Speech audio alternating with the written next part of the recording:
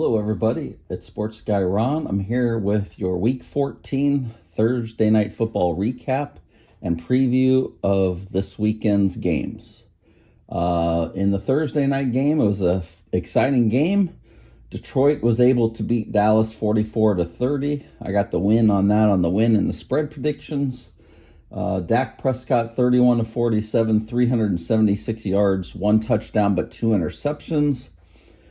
Gibbs had 120 combined yards and 3 touchdowns. Jahmyr Gibbs for Detroit. CeeDee Lamb had 6 catches for 121 yards, but left with a concussion early in the third quarter.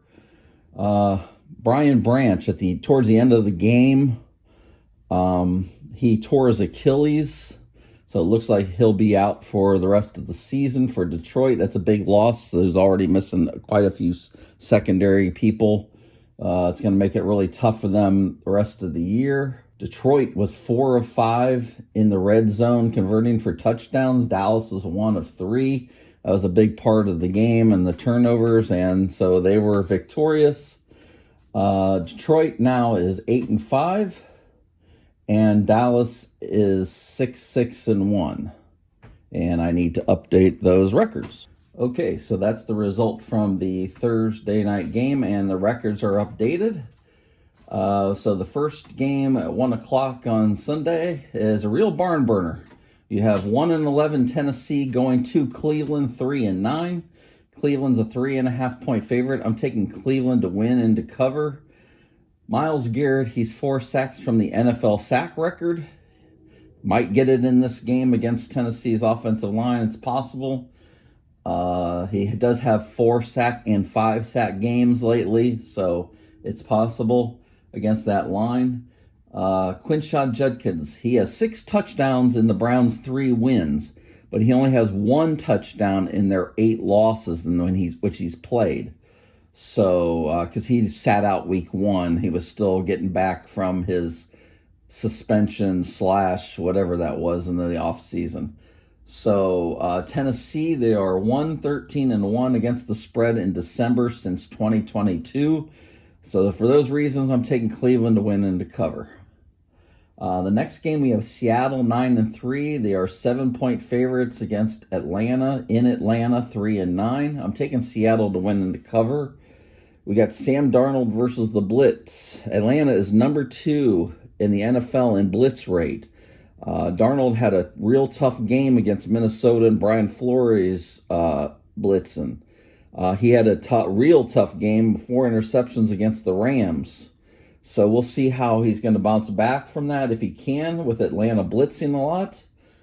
Their defensive lines played pretty well as of late with James Pierce coming on. So we'll see how Seattle's going to handle that.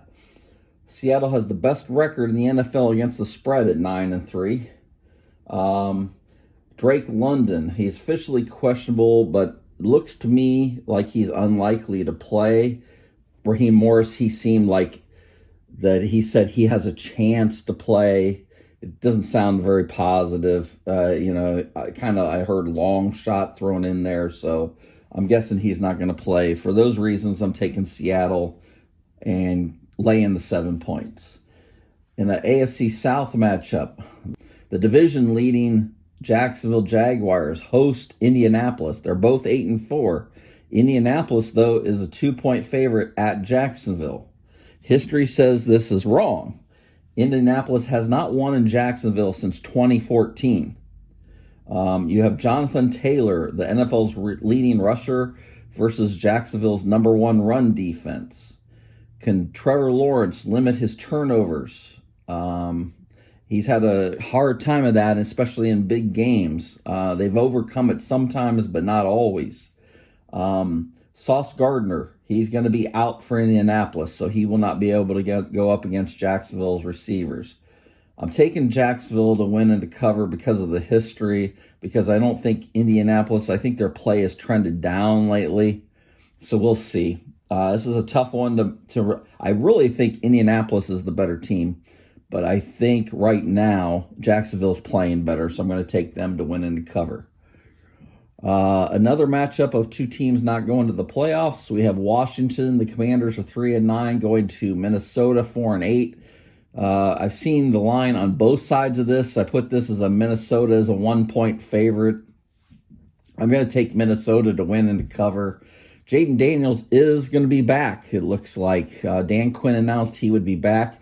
J.J. McCarthy will also be back for Minnesota, so you at least have starting quarterbacks in this game. Minnesota's 0-4 against the spread in its last four. I'm taking Minnesota just because I think with J.J. McCarthy back at home, that's the reasons I'm taking them. Washington played on, was that Monday night against Denver or Sunday night against Denver? So not quite as much rest as Minnesota. So I'm going to take them, Minnesota. The sneaky big game of the weekend is Cincinnati 4-8 at Buffalo 8-4. Buffalo's a 5.5-point favorite. I'm taking Buffalo to win and to cover. I just can't trust Cincy's defense, even though it's been better. But Buffalo actually leads the NFL in time of possession. And if Cincy's defense is not playing well in this game, they can't get Buffalo off the field. Joe Burrow and company aren't going to be able to score enough to keep up with Buffalo. Chase Brown, though, does have a team record 6 straight games with 100-plus scrimmage yards. That's, rushing and receiving.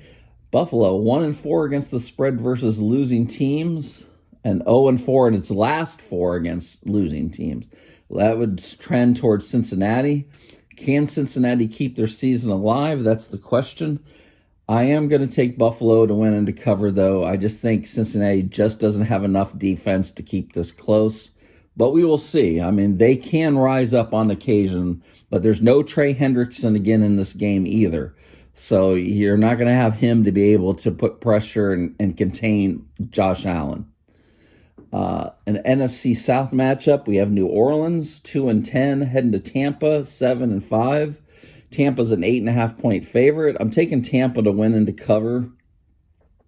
Alvin Kamara is looking like he's unlikely to play. Can Tyler Shough continue his improvement? He was pretty impressive in his last game there against Miami. He made some good throws. I was watching some of that.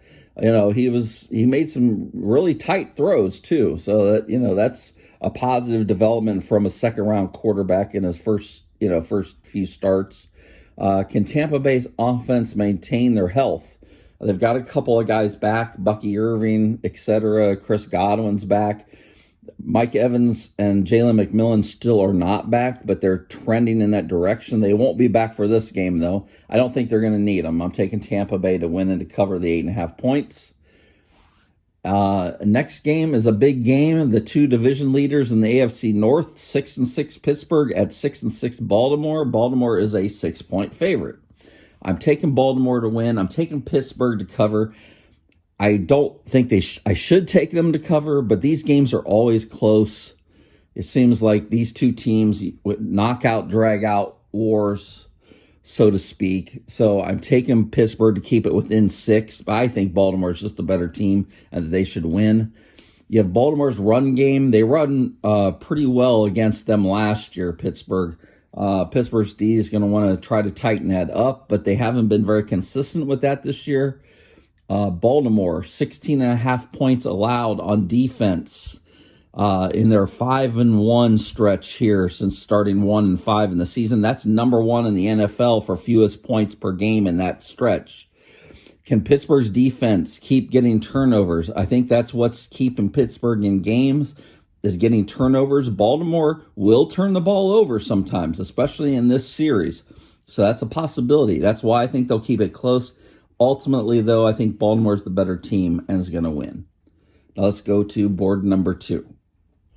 Okay, in the last 1 o'clock game, we have the Miami Dolphins 5-7 and a very, very faint playoff chance. They are 3-point favorites going to the Jets, 3-9. I'm taking the Jets to win and to cover. I think this ends it. I think Miami's got like a 1% chance of actually making the playoffs if they win out. I think that's over this week. Can the Jets slow down Devon Achane and Jalen Waddle? I asked this question against Miami lately because they've won their last 3 straight games, and it's been because of big plays by those guys. It helps that they also have Darren Waller back at tight end, so we'll see if he can factor in and help out with that.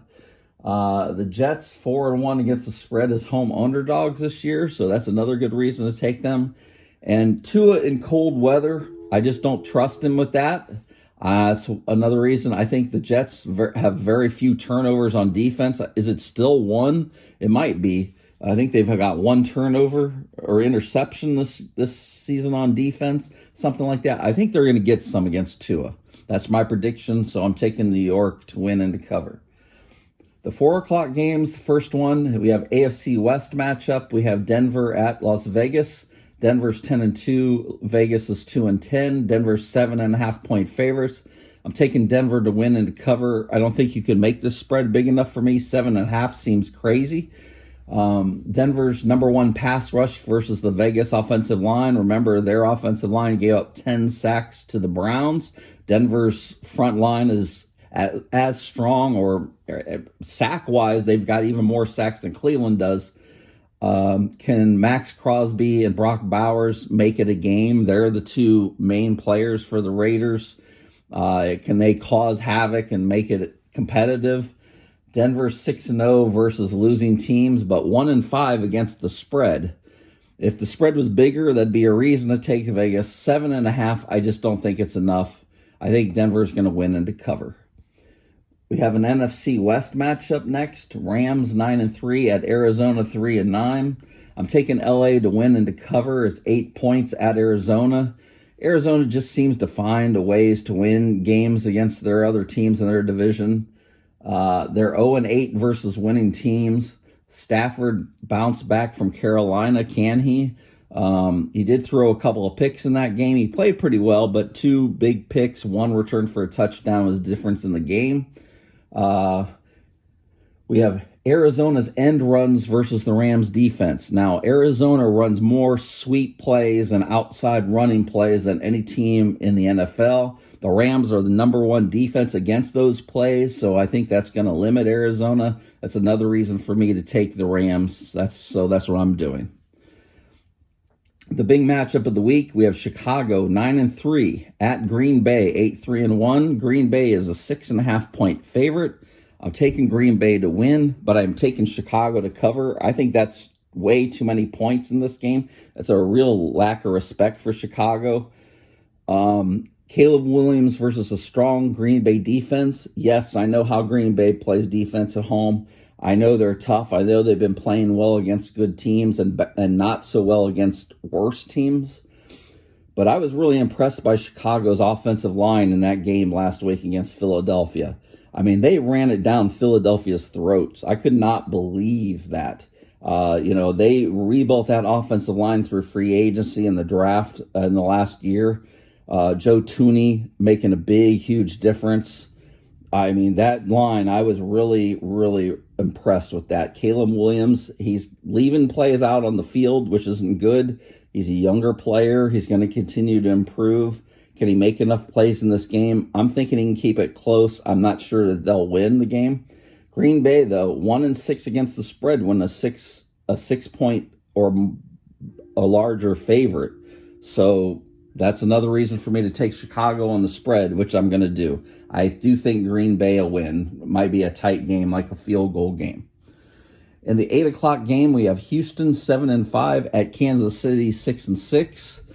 Kansas City's a 3.5-point favorite. I'm taking Kansas City to win. I am going to take Houston with the points, even though it's a tight cover.